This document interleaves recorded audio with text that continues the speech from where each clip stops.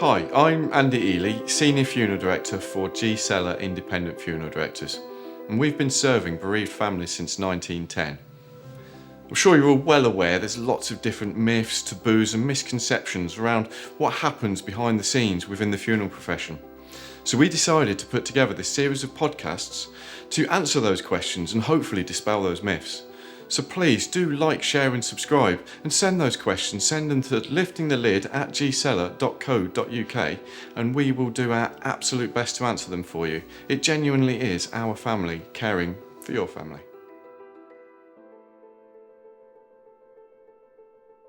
Welcome to the latest episode of Lifting the Lid. Today I have my guest co-host, Joseph. Welcome. Hello. How are you? You right? Yeah, good, thank you. You? Brilliant. Not bad at all, thank you. Good. Today, we are going to be talking about what does a funeral director do. So a friend of mine recently asked me, he said, what do you actually do? So I thought to begin this, I would define how the NAFD, the National Association of Funeral Directors, what they define the role of a funeral director to be. And there's 5 points there, and I've just taken the exam, so this is all clear in my head. So point 1 is a master of ceremonies, and we're touching on each of these points. Someone that cares for deceased, someone that's technically competent, an agent, and a contractor. And this individual needs to encompass all of those. What are your thoughts there? So, I mean, my opinion is there's a real common misconception about what a funeral director actually does on a day-to-day basis and the depth of what our role encompasses. So, starting from what the first point was, the master of ceremonies. So the master of ceremony is the person that's there on the day of the funeral to oversee everything. So they're there to look after the deceased. They're there to oversee all the family's requests. They're there to make sure all the plans that have been made in the arrangements get brought to fruition. So that's a real important part, because Really. that is the misconception that is the role of the funeral director. And that's all we do. There with the top hat, potentially with the cane, kind of swanning around in front of a hearse. But what is missing, that master of ceremonies bit, you've got to make sure everything is coordinated properly on the day.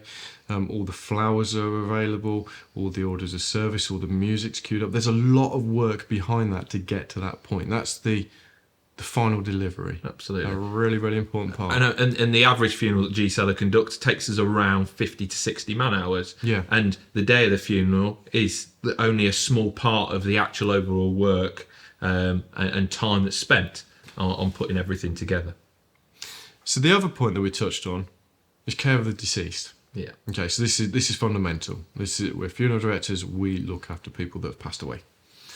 So that goes from the knowledge as to how to do that, how we behave, just the dignity, the respect, the care of the premises that we look after the deceased in. I mean, talk to me further about this from your perspective. So the care of the deceased is absolutely and utterly sacrosanct. So it's one of our foundational values of how we look after people, is how we'd want our mum or dad, our loved one, to be looked after. So their dignity needs to be kept at all times. So that is, you wash them, you don't leave them soiled in any way, shape or form. You look after them properly, and you look after them, like I say, like as if it's your own loved one. You don't leave them uncovered for any element of time. You protect their privacy. So no matter that you work at G Seller or you work within a funeral home, you haven't just got access to the deceased at any time. You only need to come into contact with someone if you have something to do. So you're going to have the privilege of dressing them, you can have the privilege of making their coffin, you can have the privilege of laying them to rest in their coffin, you can have the privilege of embalming them. That doesn't necessarily encompass a funeral director's role, but you should only have be the knowledge of. Exactly. And be able to look after that person with the dignity, the respect that everyone deserves. Yeah. And have a real understanding. To be able to be a proper funeral director, you need to have a real understanding and an ability to take your jacket off and be able to carry out that. Completely agree. So it talks about technically competent as well. So an episode that we will be having in the pod is talking about technology. This is different. This is technically competent as you as the funeral director understanding. So, the understanding of the paperwork that's involved, the understanding of your local practices, customs, because you're there with a family. You're the expert, so you've got to be able to give them that information and not make it up, but it should be there. It's got to be the right information. Absolutely agree. And it can be complex. The registering a death, if the coroner is involved, if there's an inquest, there's so many facets to it. And a funeral director needs to be able to guide and manage the expectations of the family so they understand what's going on. They don't deal with this every day. The average person will only ever arrange 2 funerals in their lifetime. Yeah. So there's massive gaps, hopefully, between when they've arranged their first or second. So, it's important that we know all the information and can manage those expectations and guide them every step of the way. And sometimes it can be hugely complicated. Someone may pass away abroad, or they may request burial at sea. Lots and lots of different things. And we need that understanding so we can give the right information and advice. What's required to be able to deliver it.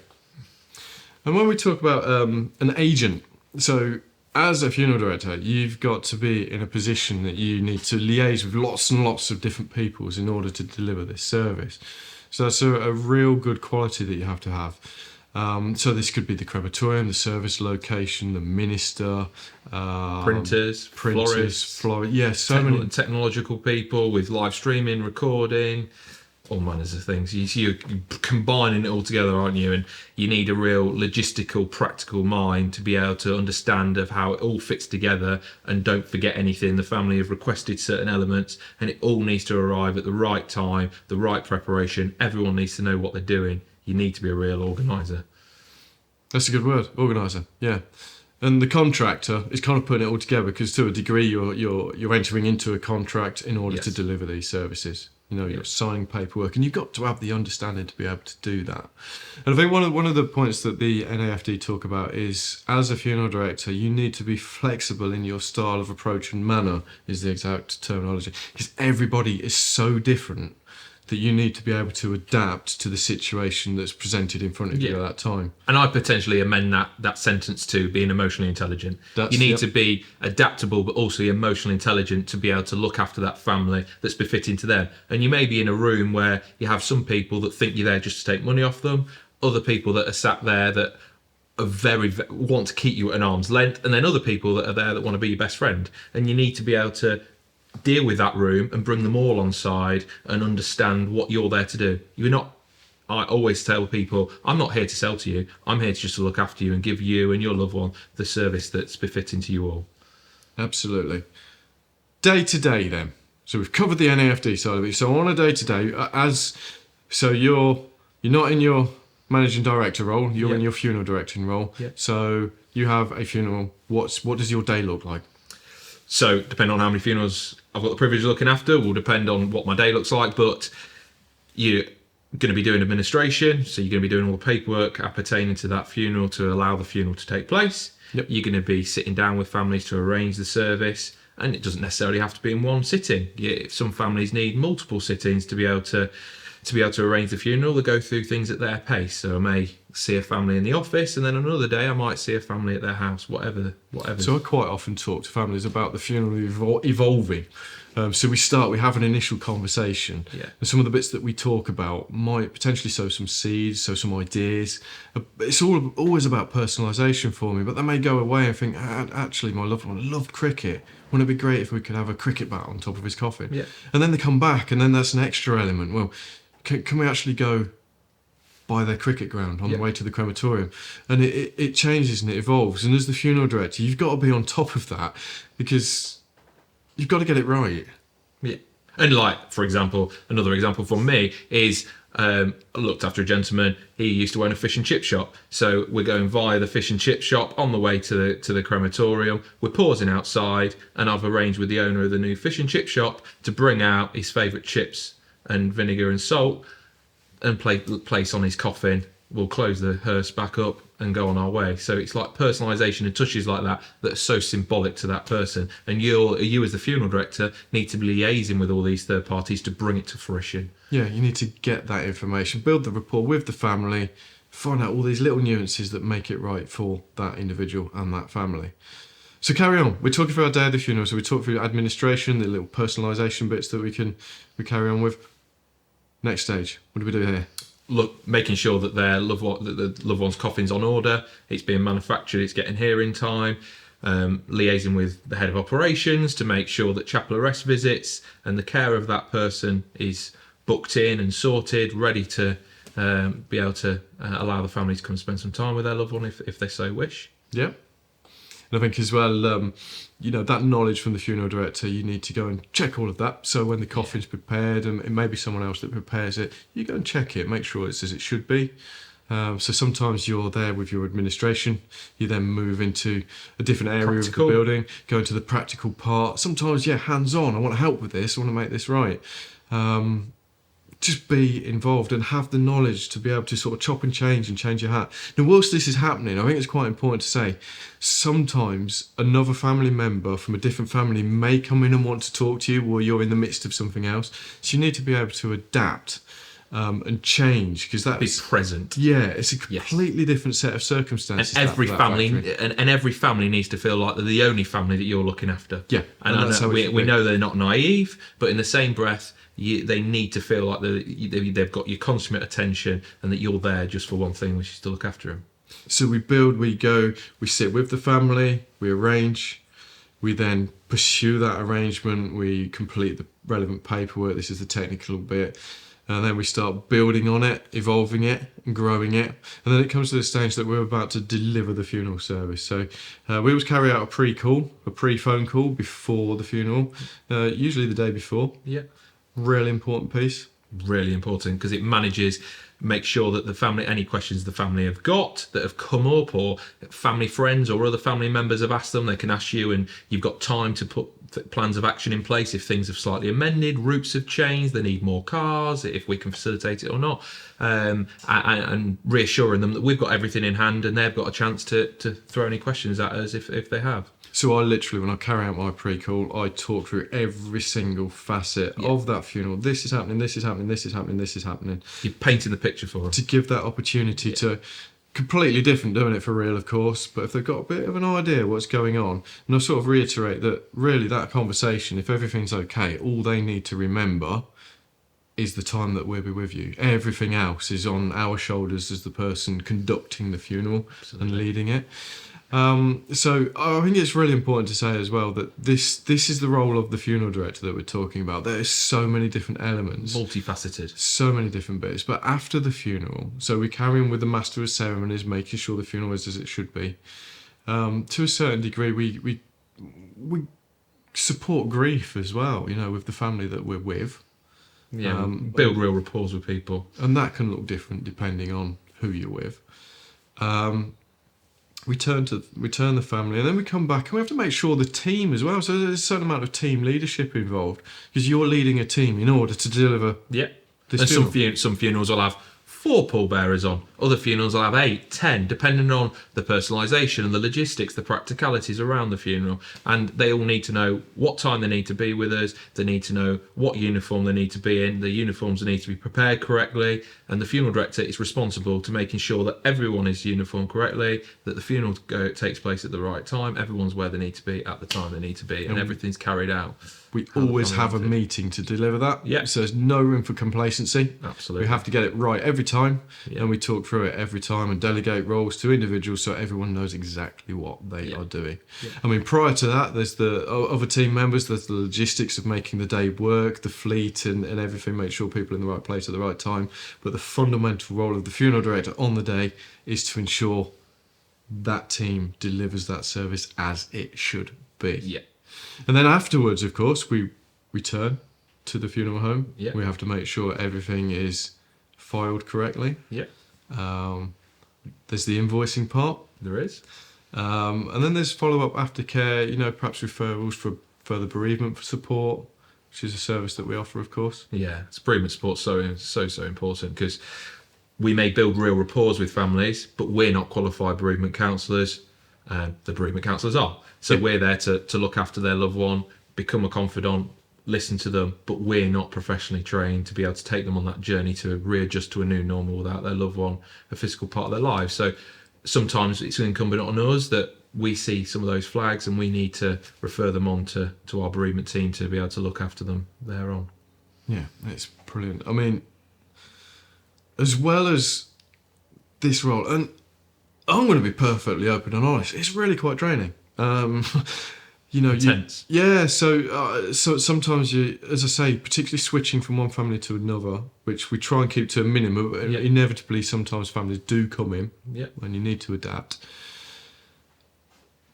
There's a lot of pressure that kind of sits on your shoulders to get it right, and you know, I know you're just like me. If there's something that's not slightly right, perhaps the coffin's not quite on the trestles quite, I take that as a bit of a personal attack. 'Cause I don't feel I've delivered. Needs to be right. There's only one and chance. It's got to be right. And that's why it's so draining, isn't it? Because there's an intensity that every day of our life we have one chance. You can't come back and say, sorry, we didn't do something quite right for your mum or dad's funeral. We'll come and sort it tomorrow. Yeah. It's done. You can't put it right. And we take that really personally and seriously. So we want it right. And on top of this, we have the emotional aspect because, like with all professions, all industries, as soon as you know someone that works within that field, they become your expert. So of course you look after family members, family friends, and that can take its toll because I don't know whether you put more pressure on yourself in that situation because you want to get it right, Yeah. but it's also your family, so you're grieving, and you know these You are go elements that between the people two, don't between consider. mourner It's- and professional. Yes, absolutely. It's a hard balance to keep. On top of all of that, and it's a tremendous amount, I don't think people do actually appreciate how much effort this involves and how much input we have and why it is important to have a funeral director. It's not just that showy bit at all. No. But we're actively involved in the community as well. Different community events, Yeah. different, strategies, I guess, different people to talk to. Community events to do talks about educating people on what they should expect around funerals, bereavement, grief. So yeah, it's really important to do that because if you can educate people around funerals and around wishes, you can better that environment and that result when someone does sadly pass away. So we're really passionate about getting out in the community and delivering It's talks to something we're good at the doing, local yeah. history groups, to the Women's Institute, Rotary clubs, everything, because you're speaking to them in an out of context manner. They don't need your services. They haven't lost anyone. There's not a vulnerability. They're being able to be a bit more present. There's also like the service of reflection that we have. Yeah. So that takes a tremendous amount of organisation. Massively. Not usually done by the funeral directors, I No. have to say, which I'm quite grateful for, to be honest. But it's something we're part of. So then you find yourselves in front of a group of people and you're presenting. And that can be quite uncomfortable in itself. There's something completely different. Yeah. But again, really important for that community, that touching and being part of that. People are not forgotten. And Yeah, that's the absolutely. most important thing, that regardless of how many families we're privileged to serve, every family that we serve means something to us, and we want to make sure that their loved ones are never forgotten. And we provide services that they feel like there's a community that people understand. Because the key thing around grief, which is we speak about on other episode, that communication styles from other people in the general population and communication styles aren't necessarily that advanced, and Yeah. it's important that people feel at ease and people understand. So I think it's important to mention as well that we have to continually re-educate ourselves. Legislation changes. Yeah. Situations such as COVID, everything was completely different. And as I mentioned earlier, that we are the experts, so we need to know what we're talking about. Be up And to you've got to speed. keep on top of that, Yeah. up to speed with that. And that in itself can be a challenge. You start doubting, am I using the right information here? But it doesn't change very often, because it's something I always thought about the funeral profession. It's quite archaic in terms of the procedures, the policies from registration and so forth. But it does change, and like I say, we need to know about it. We do. We need to keep up to date, because if we're not up to date, we can't give the best information to the family and then manage their expectations and guide them through every step if we don't know the ins and outs ourselves. Regulation, the funeral planning, these are all things that, for the better, have come into place. Yes. So we And there's need a to lot be- more still to come. Oh yeah. A lot more still. Yeah, and we need to be well aware. Training, of course, is continual development. Yeah, and we need to be really passionate about that as well, because the more we develop and the more we're continuously having professional development, we can then still maintain that we're at the forefront of providing the absolute and utter most up-to-date forefront services to the families we serve. Because it goes back to the start, doesn't it? You've only got one chance. You've got to get it right. Yeah.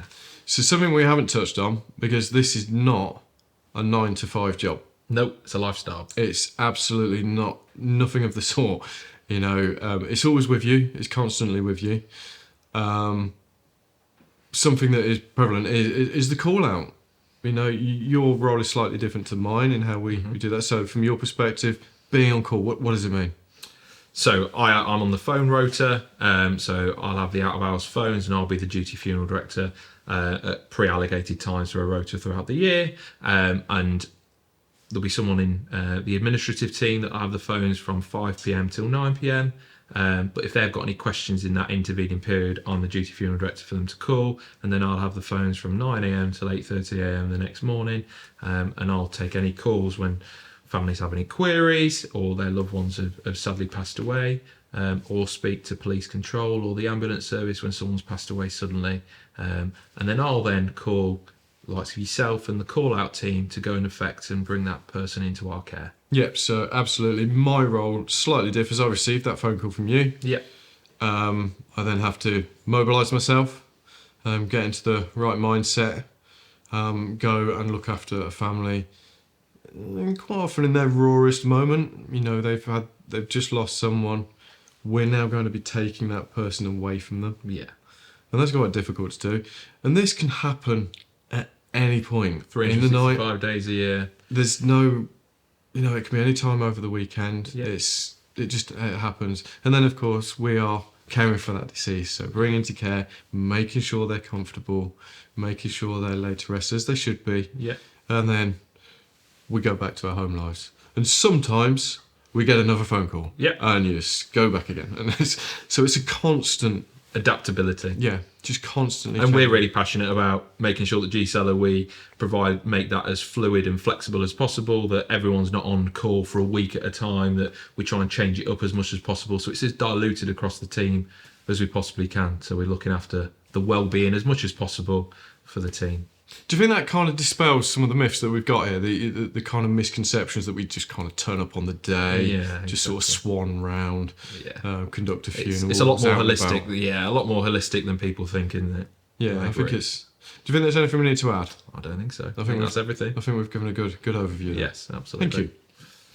Perfect. Thank you very much. Thank you for your time, Joseph. And thank you, and we will see you again next time. But in the meantime, please, if you like, share, subscribe. If you have any questions, please email them to liftingthelid@gseller.co.uk. We'll do our absolute best to answer them for you. Thank you.